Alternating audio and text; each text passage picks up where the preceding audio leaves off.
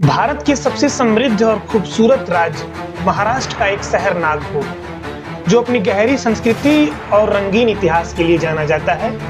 लेकिन 17 मार्च 2025 का वो दिन जब इस शहर ने एक ऐसी घटना को फेस किया जिसके बाद न सिर्फ इस शहर का शांति खो गया बल्कि पूरे देश में एक नए राजनीतिक और धार्मिक विचार विमर्श का जन्म होता है। तो आज के अपने इस वीडियो में हम जानेंगे कि घटना क्यों हुई, क्या हुआ, कैसे हुआ। ना सिर्फ जानेंगे बल्कि इस घटना के हर एक पहलू का पता लगाएंगे कि आखिर ये हुआ कैसे, हाउ इट डज हैपन। सबसे पहले हमें समझना होगा कि इस घटना के पीछे का इतिहास क्या रहा है। यह कोई नई बात नहीं है। नागपुर में औरंगजेब की कब्र को लेकर कई बार विचार विमर्श हो चुका है, विशेषकर हिंदू समुदाय में। हिंदू समुदाय के लोग मानते हैं कि औरंगजेब एक बहुत ही दुराचारी और आतंकी शासक था, जिसके काम और जीवन ने हिंदू समुदाय के बीच में अक्सर नफरत घोलने का कार्य किया है भाई साहब। और विशेष रूप से विश्व हिंदू परिषद और उसके समर्थक यह मानते हैं कि नागपुर से, शहर से औरंगजेब की कब्र को हटा देना चाहिए। और यह एक ऐसी मांग है जो बार बार उदाहरण के रूप में सामने आ जाती है। यह प्रदर्शन एक ऐसी मांग से जुड़ा हुआ है जो हिंदू समाज के कुछ लोगों द्वारा बार बार उठाया जाता है। उनका मानना है कि औरंगजेब ने अपने पूरे शासनकाल में हिंदू धर्म के खिलाफ कोई ऐसा मौका नहीं छोड़ा जब उसने हिंदू धर्म को खतरा पहुंचाने की कोशिश ना की हो। पर सोचने वाली बात है कि क्या आज के समय में, आज के भारत में ये इम्पोर्टेंट है? मेरा यकीन मानिए कि अगर इतिहास पढ़ने के बाद आपको मरने व मारने की इच्छा होती है तो भाई साहब एक्चुअल में इतिहास आपने नहीं पढ़ा है। और क्या इस तरह की मांगे हमारे समाज में ज्यादा नफरत को, तनाव को मौका नहीं देती हैं कि हमारे समाज में आ जाए? और 17 मार्च 2025 इस शहर के लिए एक यादगार दिन बन गया। वो वक्त था जब विश्व हिंदू परिषद के लोग इकट्ठा होकर कब्र को हटाने की मांग कर रहे थे शांतिपूर्ण तरीके से। पर देखते ही देखते यह इतना हिंसक हो गया है और सड़कों पर लोग उतरते हुए आपको नजर आएंगे और कैसे पथराव होता है, कैसे घरों में आग लगाई जाती है।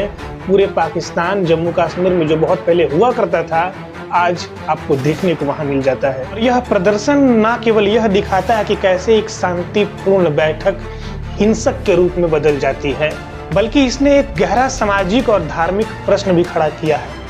क्या लगता है आपको, यह एक इतिहास को सुधारने का तरीका है या फिर एक नए धार्मिक तनाव की शुरुआत थी ये? लेकिन यह पूरा घटना एक दिन में कैसे बदल गया?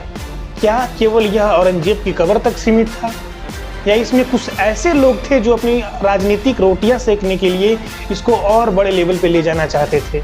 और जब हम इस घटना को नजदीक से देखने की कोशिश करते होंगे तो हमें यह समझने का प्रयत्न करना होगा कि कैसे यह प्रदर्शन धार्मिक नफरत के बीच में बदल गया भाई साहब। सबसे बड़ा रोल है हमारे देश की मीडिया का, जिसने इस घटना को एक सनसनीखेज बना दिया है, एक तरीका बना दिया है बताने का, डायलॉग डिलीवरी का, जिसको सुनने के बाद आपको लगेगा कितना खूबसूरत तरीके से ये बातों को बयां किया जाता है। ऐसा लगता है कि जैसे किसी फिल्म की शूटिंग हो रही हो। ये हमारे मीडिया हाउस इसको इस तरीके से प्रदर्शित करते हैं, जबकि कुछ मीडिया हाउस ने इसको हिंदुइज्म प्राइड बनाकर दिखाया है कि कैसे हिंदुत्व प्रमोट होता है। वहीं पे विभिन्न प्रकार के लोग हमारे समाज में रहते हैं। कुछ लोगों का कहना है कि यह केवल भड़काने का तरीका है और अपना राजनीतिक रोटी सेकने का तरीका है। इसका रियलिटी से दूर दूर तक कोई नाता नहीं है। जैसे ही यह हिंसा भड़क उठता है, पुलिस प्रशासन का इसमें एंट्री होता है। पुलिस प्रशासन ने भरसक इसे रोकने का कोशिश किया और दस्तावेजों के अनुसार माने तो पुलिस ने 51 लोगों से अधिक व्यक्ति को गिरफ्तार किया है। विरोध करने वालों में डर और गुस्सा दोनों देखने को मिल जाता है। आप यह सब देखने के बाद लगता है कि क्या यह एक हिंसा का सिर्फ कार्यक्रम था या एक बहुत बड़े समाज में बदलाव लाने की, भाईचारे को खत्म करने की साजिश या कोशिश या स्टार्टिंग पॉइंट था ये? इस प्रकार की घटनाएं हमारे देश के लिए काफी गंभीर प्रश्न खड़ा कर देती हैं कि जब दुनिया चांद पे जा रही हो तो हम औरंगजेब को लेकर लड़ते हैं। ये बहुत घटिया बात है हमारे नज़र से देखा जाए तो। हमें अपने इतिहास के तहत ऐसी घटनाओं को फिर से उठाने का क्या आवश्यकता है? क्या हमारा हिस्ट्री इसलिए है कि जो गलती हम पहले कर चुके हैं उसे फिर प्रेजेंट में या फ्यूचर में दोहराया जाए? आज के वक्त में जब दुनिया इतनी फास्ट तरीके से आगे बढ़ रही है तो क्या हमें साथ साथ चलकर विकास को, अधिकार को ग्रहण करने का समय है या हमें साथ साथ चलकर कुछ हासिल करने का वक्त है? औरंगजेब को लेकर अभी भी हम लड़ते रहे। आज हमें आगे बढ़कर धार्मिक और राजनीतिक मुद्दों से ऊपर उठकर देश के मुद्दों को उठाना चाहिए। यह एक बहुत बड़ा चैलेंज है हमारे पूरे कंट्री के लिए, चाहे वो प्रशासक वर्ग हो, चाहे नॉर्मल पीपल हो। हमारे समाज को ये जितना जल्दी एक्सेप्ट करना होगा कि नफरत से कोई भी समाज आगे नहीं बढ़ सकता है।